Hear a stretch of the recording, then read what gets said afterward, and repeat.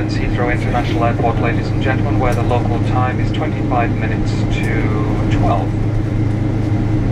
It will take the captain just a few minutes to taxi our aircraft to our gate. It certainly has been our pleasure serving you. On behalf of the flight deck and all of us here at American Airlines, we wish you a pleasant stay here in the London area, or wherever your final travels may be.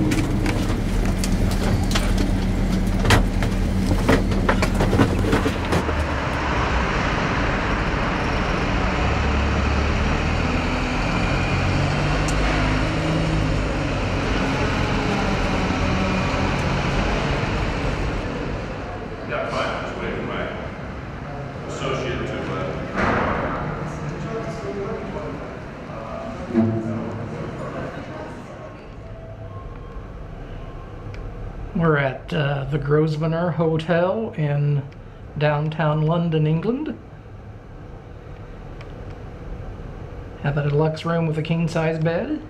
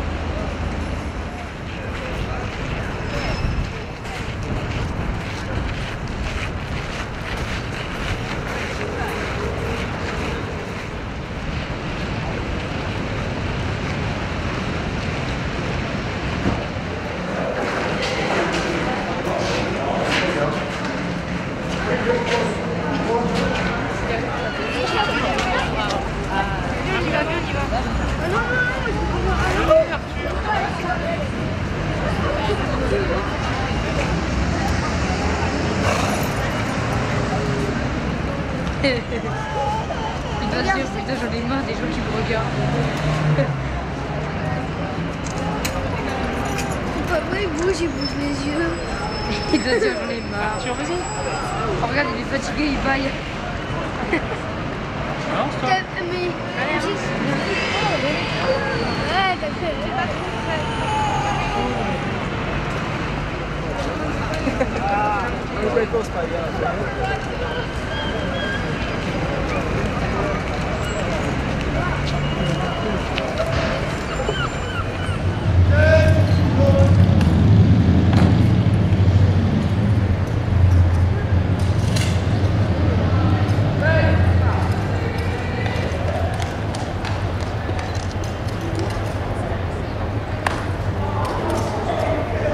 That means well done. Yeah. So the uniforms, these are the Blues and Royals. You know you like your Navy Blues. That's what the colours they are, Navy. Yeah.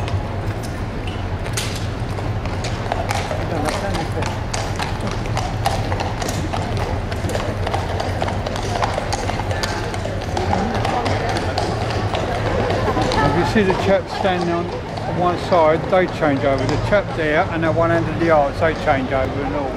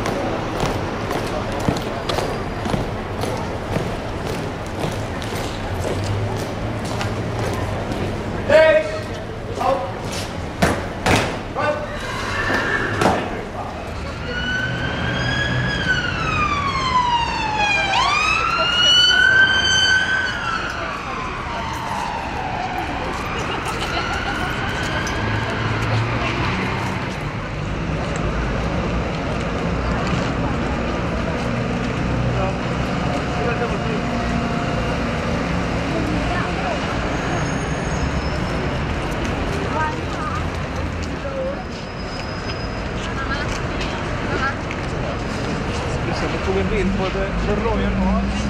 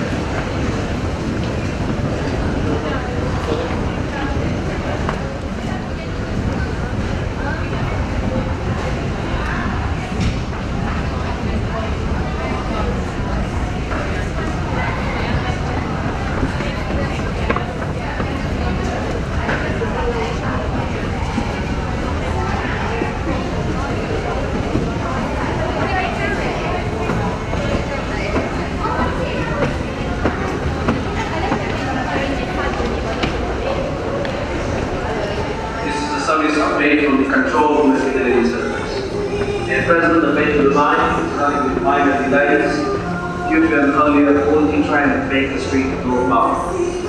Central line has part closure, no service between Greenwich and Jubilee Park due to planning engineering work. Minor delays on the rest of the line due to an earlier obstruction on the track at Wellington Arch, and full train service on all other lines. The whole world stops and stands for God. Still you're amazing, just the way you are, the way you are.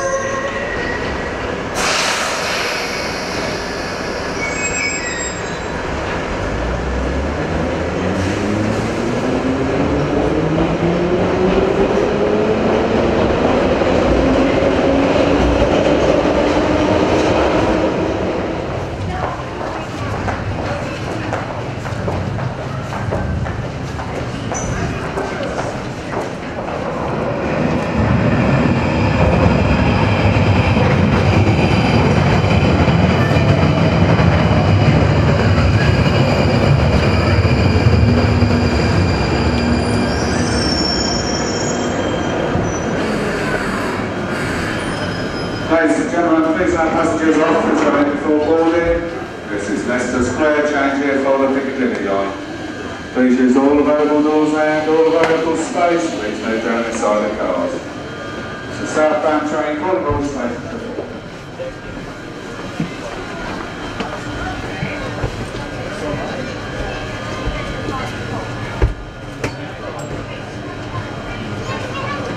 This train is now ready to depart. Please mind the closing doors and mind that closing doors.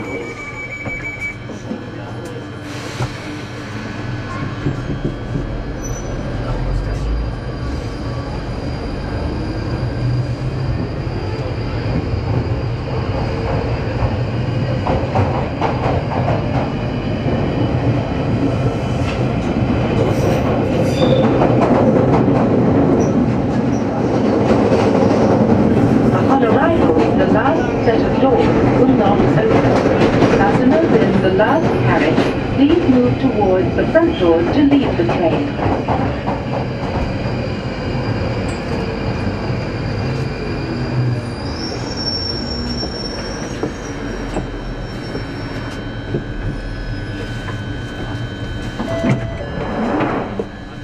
This station is Charing Cross.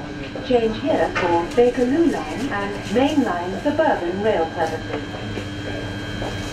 This train terminates at Morden.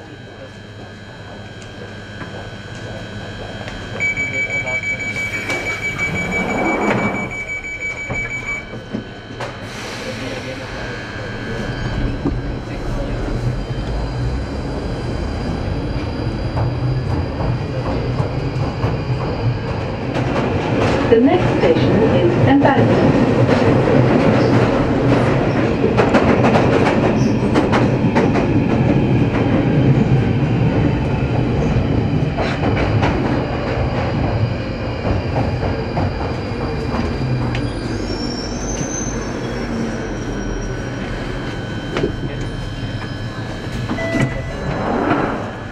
This station is Embankment. Change here for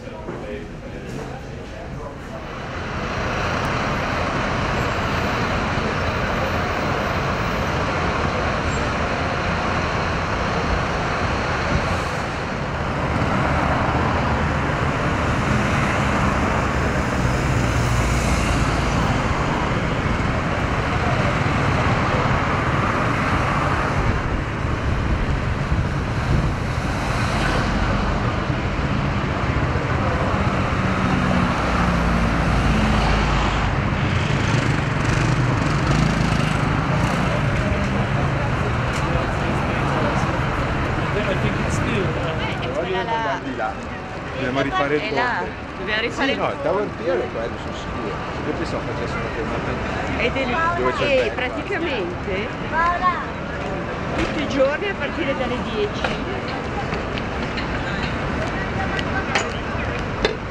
e il London Pass possiamo salire e scendere dove vogliamo, poi scegliamo le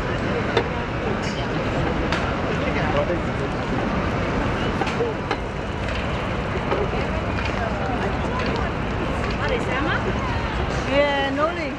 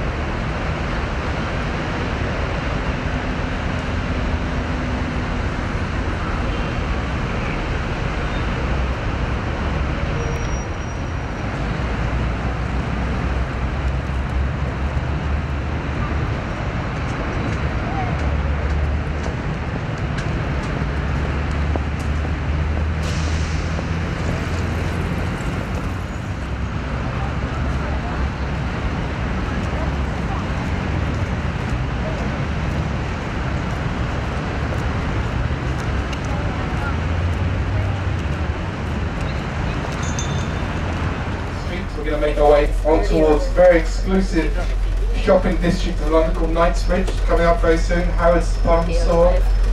We're going to see very soon. What am I talking about?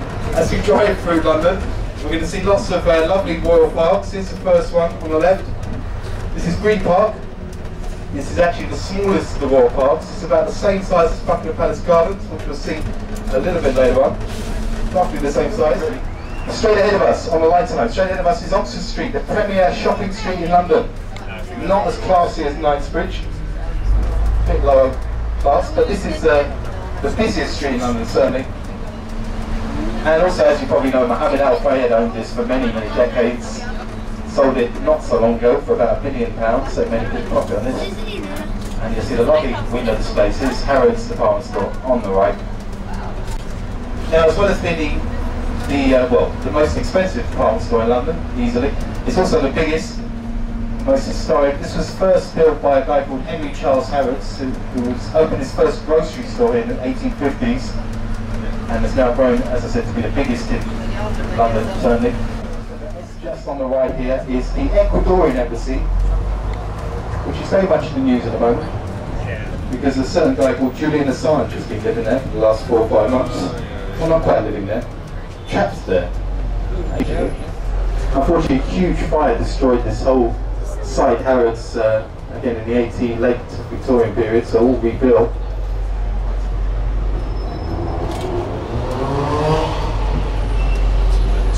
Now we are going to have a bit of traffic here. It's one of the busiest streets in London, so just bear with us as we head on towards another very historic part of London called Marble Arch coming up shortly.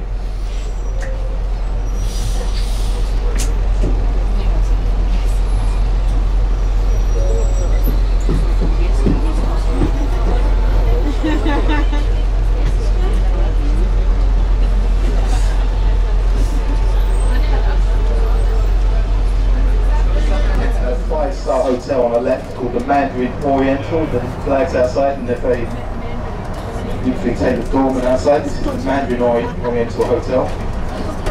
Mahatma Gandhi's hotel of choice when he visited London, by the way. But on we go, we're heading up to the busiest roundabout in London. It's called Hyde Park Corner. We'll see very soon. Wellington Arch, our most famous general's memorial. The guy who defeated Napoleon in the Battle of Waterloo. Sorry about that. Long time ago. On the left is the Duke of Wellington's former home. This is Apsley House, now a museum dedicated to him. And this is Park Lane. Now, if you're into Monopoly, this is Victoria Street. This is possibly the most boring street in London. So there we go. So there is a saving grace to Victoria Street. Have a look on the right, you'll see the main Roman Catholic church in London. It's a beautiful church, Westminster Cathedral. Have a look at this. My driver Paul is slowing down to give you a nice shot of that. So the Royal Church coming up on the right, Westminster Abbey. Also, this is of course where many of our great scientists, philosophers, statesmen are buried. We've got Charles Dickens' grave, Charles Darwin, Isaac Newton, Geoffrey Chaucer, Ben Jonson, you name it. It's a wonderful place to visit if you're into architecture and history. On the right, Westminster Abbey. And also, if you look on the door of the church where William would have left the church, those statues above the door, these are quite recently erected. These are all sainted figures of Christianity. The middle one is actually a depiction of Martin Luther King and many other saintly figures. And also on the left is one of the great US presidents, Abraham Lincoln's statue. He's there. So as I said, mostly Victorian leaders, but one character you'll definitely recognise is the last statue on the right, opposite Parliament, Winston Churchill statue, Second World War leader. There he is. Now, here we are, this is the House of Commons and the House of Lords on the right, the centre of government, and of course Big Ben. Now this is all built in the 1850s because a huge fire destroyed the whole site in the 1830s, so all rebuilt. And of course, if you know about the gunpowder plot, which we remember on the 5th of November, this is where it was staged. This is where the gunpowder plot took place underneath this site. lifeboats trying to blow up, kill the king, but he couldn't quite get away with it. Now we have a little stop here, but if you look behind you, you'll see the best views of the House of Parliament and Big Ben, which is the bell inside the tower. It's now called Queen Elizabeth Tower after current Queen.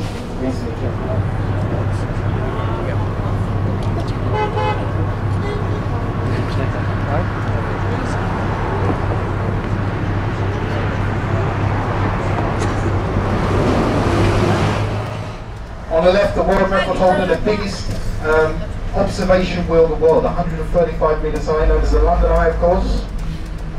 Also had to name the Millennium Wheel because it was built specifically for the Millennium celebrations in 1999. Now keep your cameras out or your phones out because you'll see some wonderful shots as we cross over Waterloo Bridge. And as you probably know, London is actually a tale of two cities in one. On the left is a newer part of London. This is called the city of Westminster. The city of government, politics, culture, entertainment, monarchy, all of that stuff on your left. About 1,000 years old, the city of Westminster, the newer part. Well, we're heading to the right. Have a look in the distance. You can see the ghostly image of St Paul's. And that is the ancient part of London coming up now. And there's been a religious site on that site, St Paul's, since way back to the Romans. Remember, the Romans were the people to really establish London, 1843, almost 2,000 years ago. This, by the way, is Fleet Street. This was the centre of journalism originally. The journalists have all gone now. The first ever newspaper in the world, daily newspaper, published here.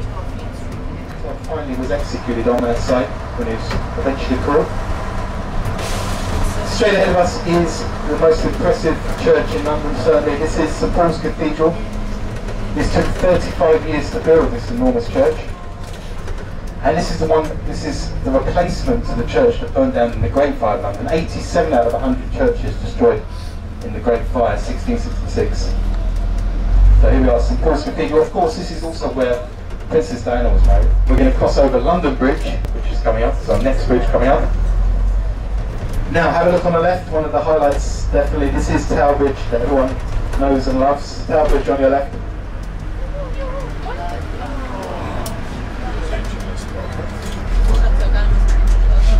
Finished in the late 1890s, so late Victorian Bridge, Tower Bridge, much older than this one.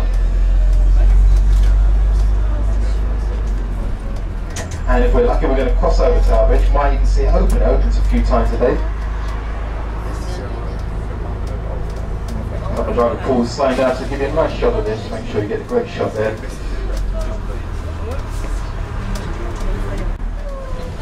Now, coming up on your left is a building I'd certainly recommend visiting if you're into history at all. But this is the original Norman castle. It's actually the only castle remaining in London.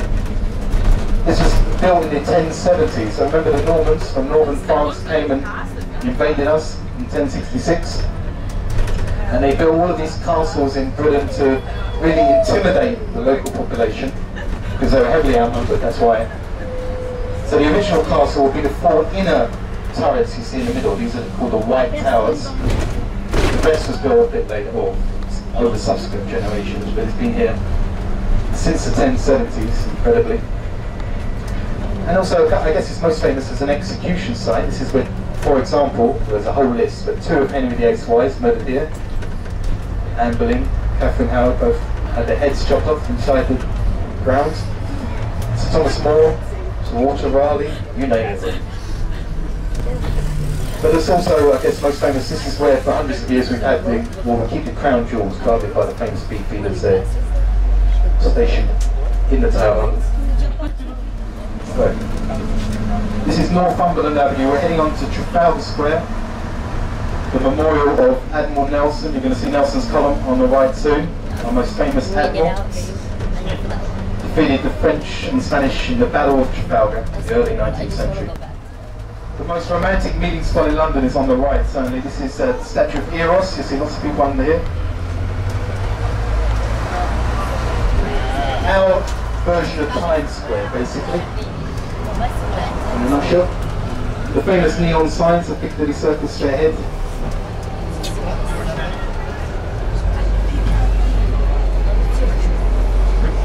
So do watch your pockets, by the way.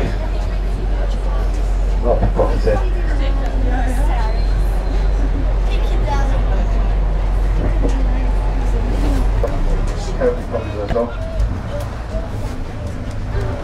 This street is Haymarket, and this goes back to the 16th century.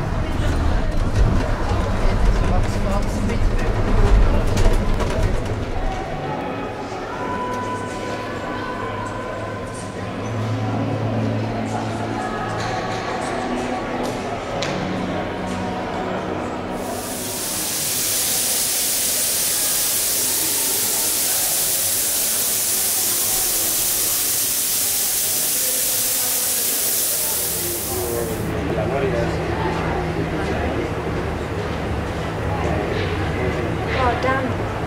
If I didn't think about that. It's going to be way too wide.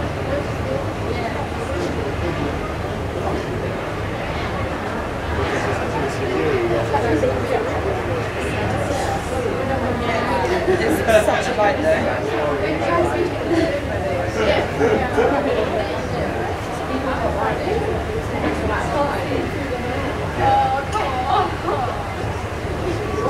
I'll make sure it's on the right side. Yeah.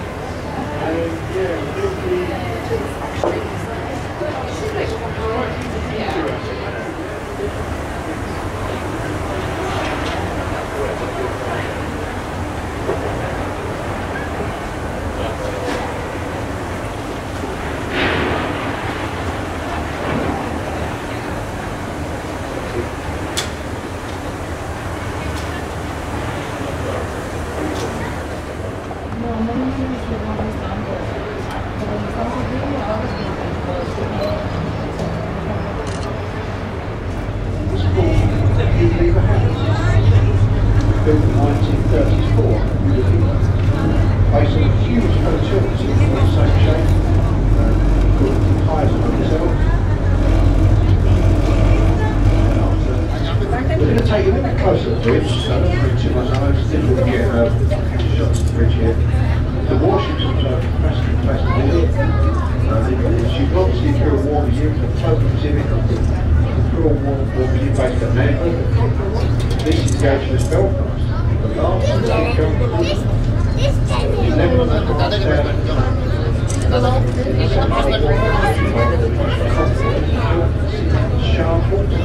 Boxing Day 1943. A fine old ship, restored over the years, and been extended for 40 years, restored over 40 years,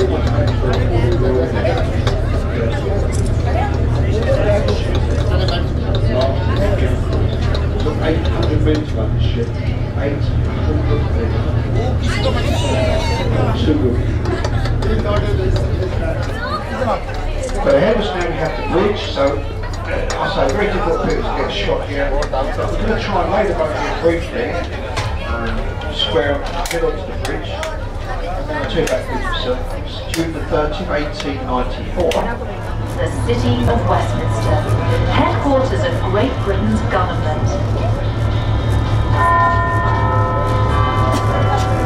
Westminster's most famous landmark is the clock tower of the Houses of Parliament. You probably call it Big Ben, but technically you can't see Big Ben. That's actually the name of the largest bell inside the clock tower. A light shines above the 4 clock faces on the tower to signal that Parliament is in session.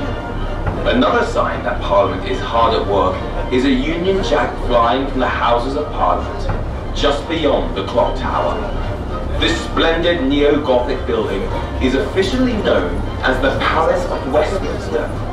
To give you an idea just how massive that palace is, the flag on top is the size of a tennis court. About half an hour to complete one turn.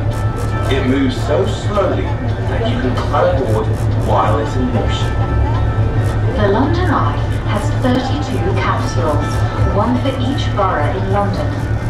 You'll see one of the most historic boroughs now.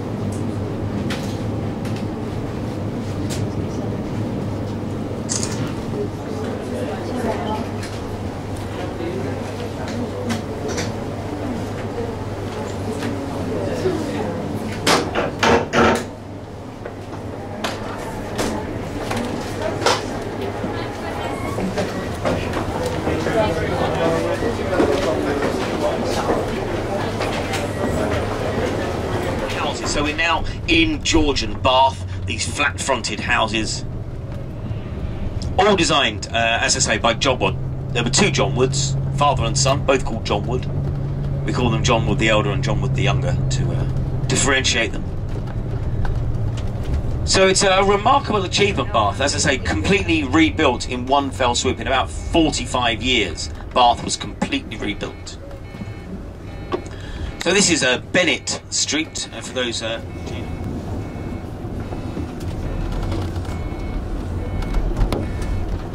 So down Bennett Street, coming up on the left, is the Assembly Rooms, which was the place of all the grand parties and balls during the Regency period. So this rather more remarkable building on the left, designed and built, as I say, by John Wood.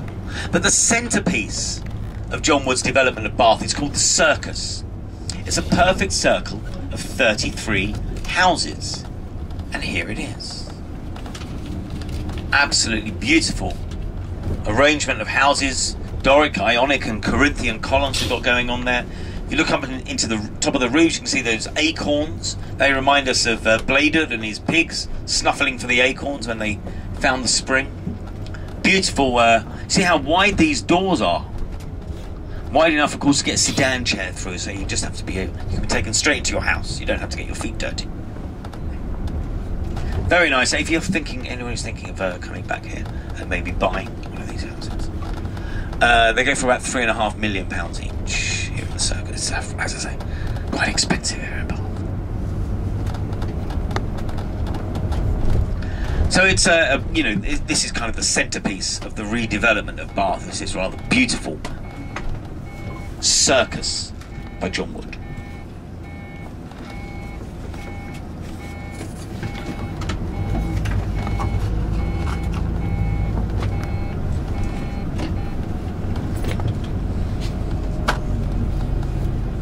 These Georgian John Wood houses, the largest windows of these houses are on the first floor.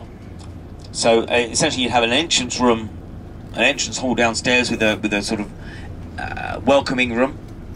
The first floor was the main living quarters, so the reception room, the entertaining rooms, the dining rooms were on the first floor, and then bedrooms above and the servants would live up in the top. Down in the basement, you'd have a kitchen, scullery, pantry, all that sort of stuff. Outhouse at the best.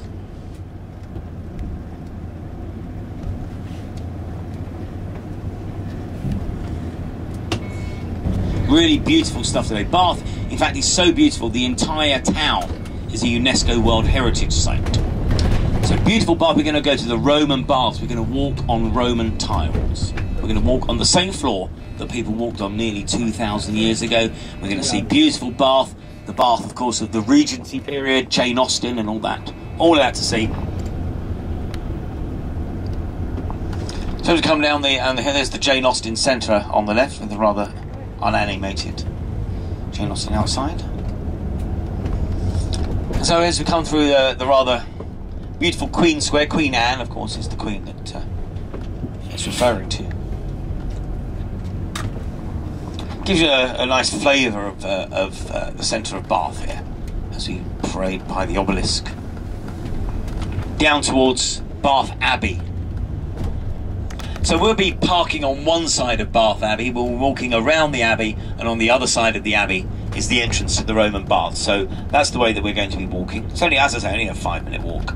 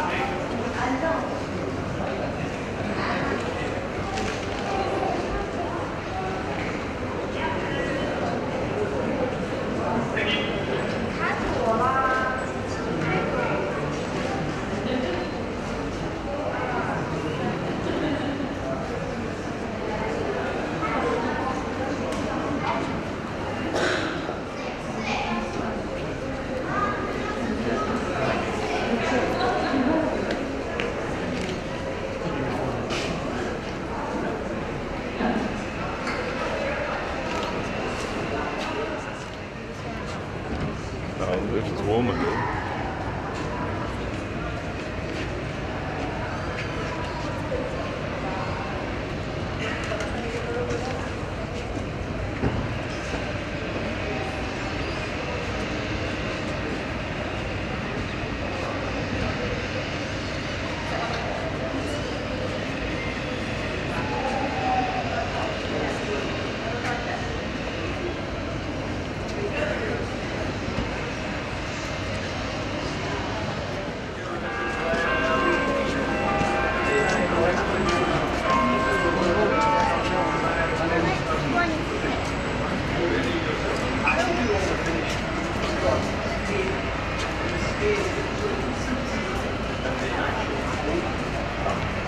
disgusting and self-destructive classes, such as the lights out of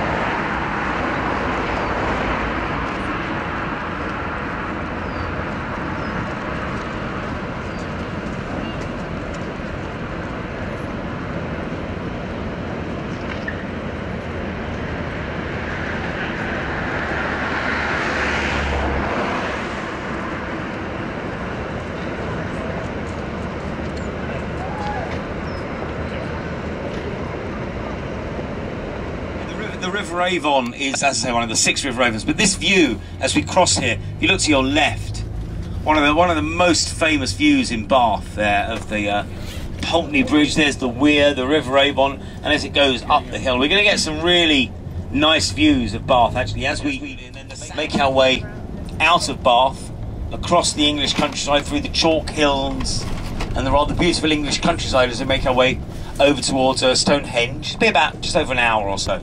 There. Beautiful Bath. You can see the Abbey there on the right, where we were, just where we were. John Wood's beautiful. You can really get a feel for John Wood's terraces and circuses and quadrants and how this beautiful city was developed. Get some rather beautiful English countryside as well. As we start to leave Bath, farmland, pasture. So we'll make our way across these chalk hills, as I say, towards Stonehenge. Society. Rather, look at that. Look at that, isn't that lovely?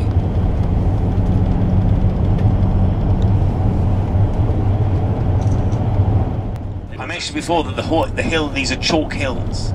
So if you dig into the ground, if you dig about half a metre down, you'll expose the chalk underneath. So that means you can carve pictures into the sides of it. Here's the rather interesting name of the village we're now entering. Beautiful cottages, the Norman church. You can see a couple of thatched roofs as well in the next village along. So all of these rather lovely villages nestled on the edge of Salisbury Plain. And not far from here, about 5,000 years ago,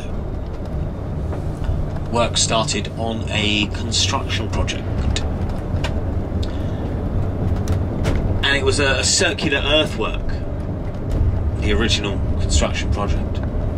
A ditch with a raised edge, 90 metres in diameter. And it had 56 wooden poles placed into it. And these poles were aligned so that if you stood in the centre of this ditch earthwork and looked out through one of the gaps on dawn at the day of the summer solstice, 21st of June, the longest day of the year, if you looked out this gap, the sun would rise exactly in this gap.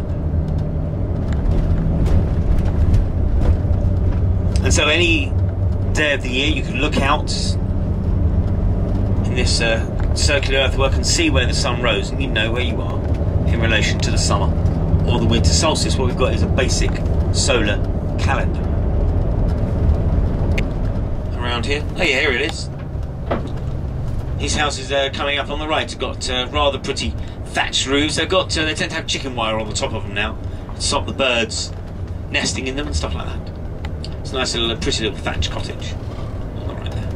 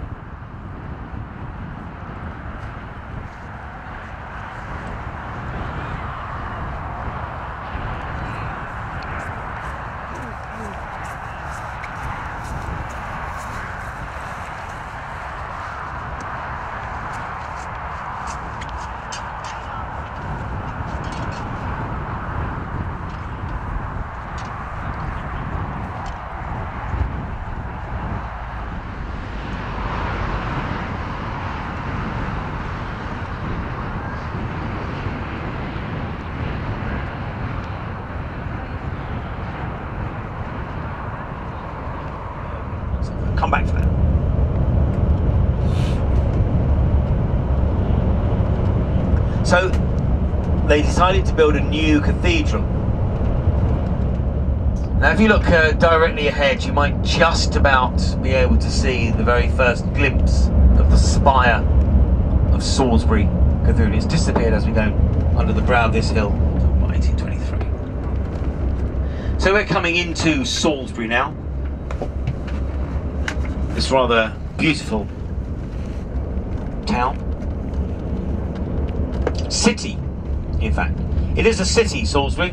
It is a city because it has a cathedral. And it has a cathedral because inside the building, the church, is the cathedra.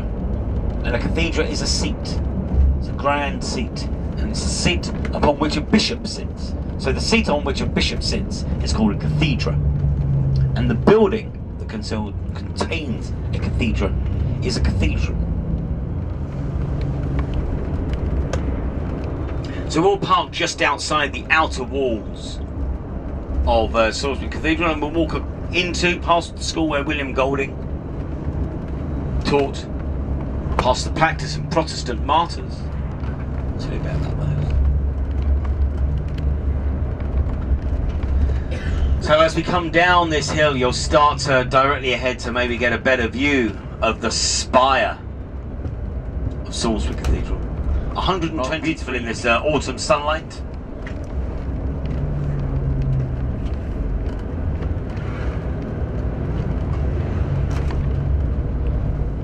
As Mary came to the throne, one of her first acts was to have Lady Jane Grey executed in order to prevent her being the focus of rebellion. So her sister. So as you see, it's a rather pretty little town, nice. The river and this beautiful little park that runs through the middle.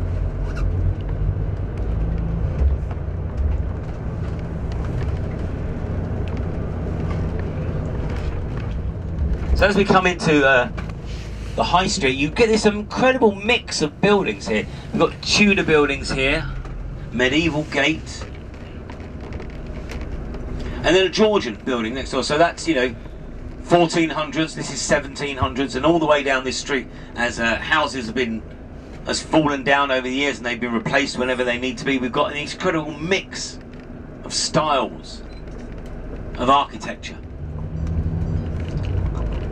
So these incredible little so this is a Tudor building on the right here, so it's built from mid 1500s, and then the New Inn, not so new anymore.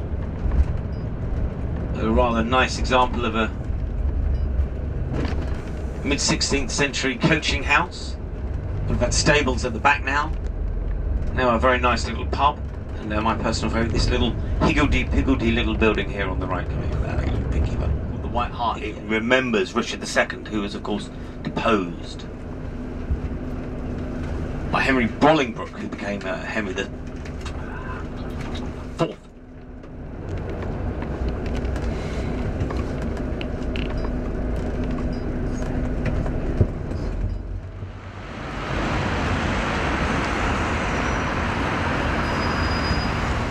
Transported the bricks at 3 miles or so. Here they built this wall of close that surrounds the new cathedral with the bricks of the old cathedral.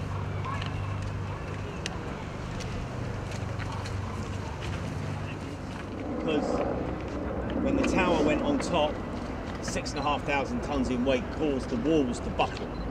So they had to add the buttresses and stuff. They started at this end, this is the Trinity Chapel, in 1220, and worked their way along. This, all this scaffolding, there's a lot of refurbishment project going on, and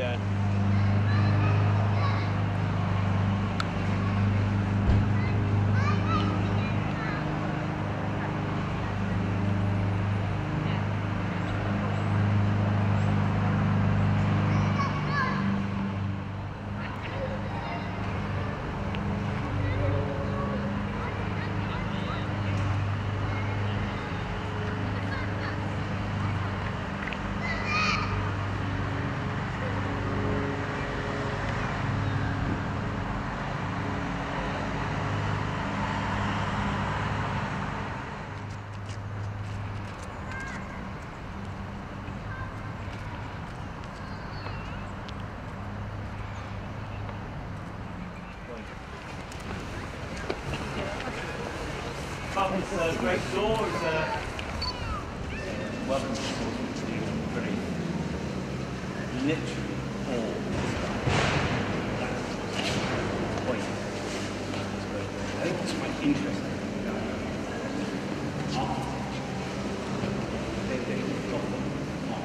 It's a very new technique. Just a few years before children. No colour. But we haven't built a variety of colours. Iconography, painting, gold, jewellery, all over the place. Really original.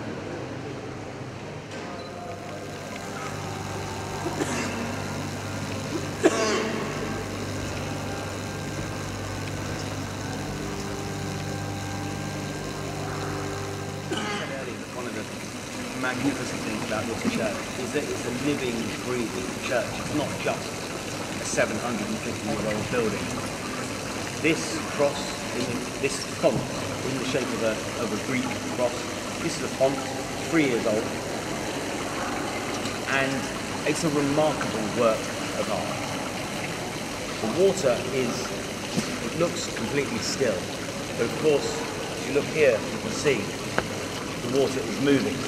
The water's coming down from here, it's pumped up through the middle, it pushes across. So it symbolises in many ways the circularity, the circle of life, birth, death and rebirth. Constant renewal of life is shown on this font. It's got words from the baptismal service around the edge.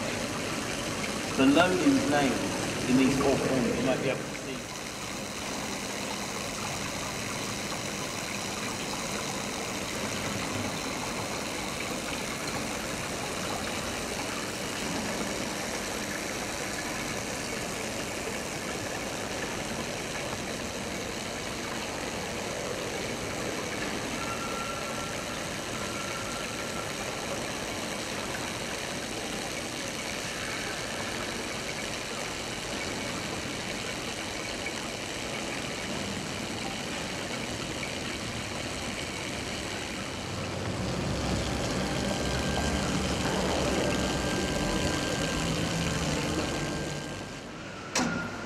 This is, as I said, the oldest working clock that we have in this country.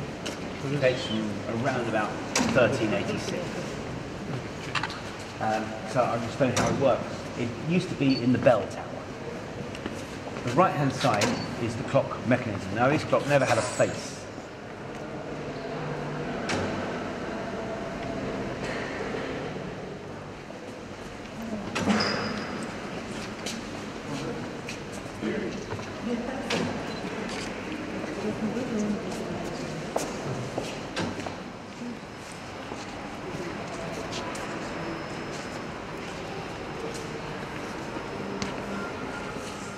Leaning 75 centimetres, and that was the centre of the spire. He put in supports and brackets. You might just be able to see behind those little arches there, you can see some buttresses, and he put them in to stop the spire leaning any further, and it's been pretty good. It did a pretty good job. It hasn't leaned at all since.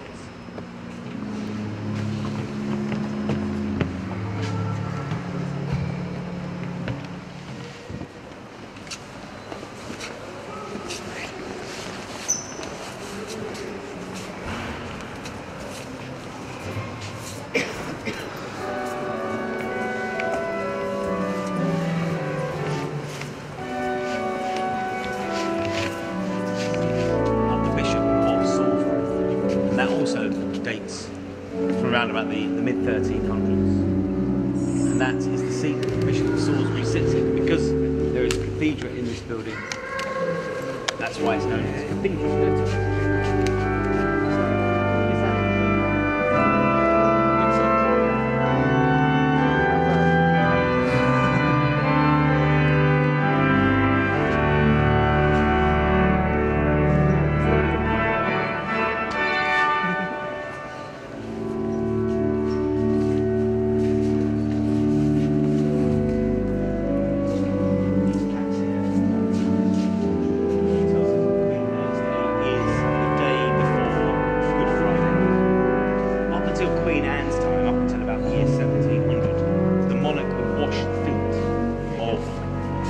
people on the day before Easter as a sign of humility. Humility.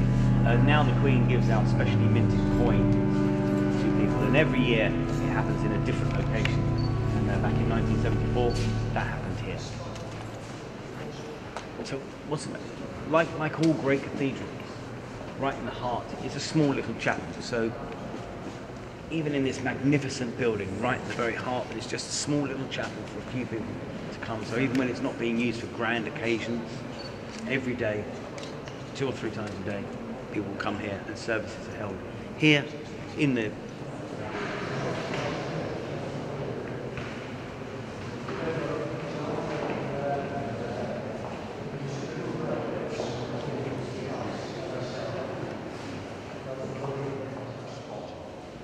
that shape with the red column on the top is the cockcrow and the feet of the Knight Christ. In the left and right hand lancets, you'll actually see images of people and those people in Christmas of conscience.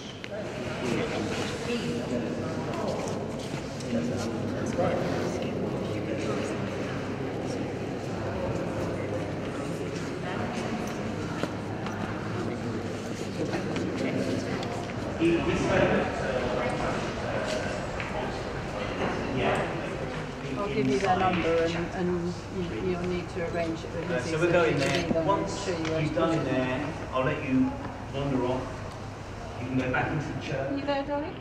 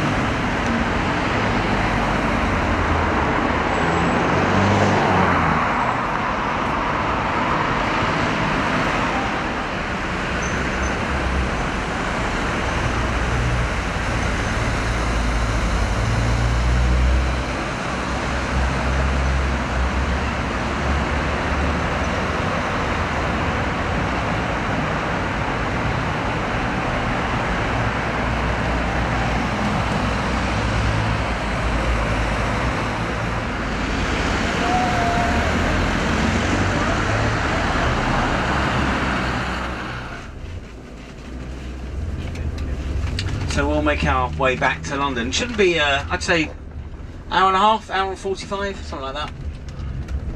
We'll make our way across on this ride. It's getting dark early now. Well, I don't know if you were around, the clocks went back on Saturday night. 3 o'clock. On the 21st of December, the shortest day of the year, the winter solstice. So we're making our way in towards central London now, not too far, to Gloucester Road, which is our first stop.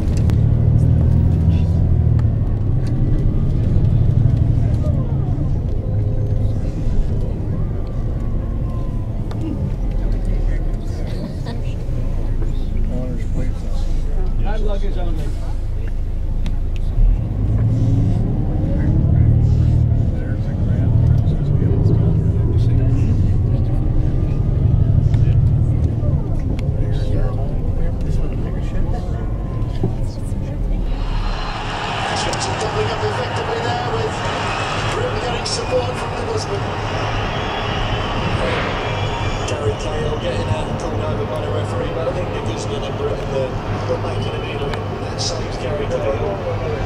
Just tries to come out of the tight situation, a little bit of a tangle, and he has a little bit of a flick out, you can see. But there's nothing in it, and I'm sure Gary Cahill's great in front of it, because just a little sharp, but nothing in it.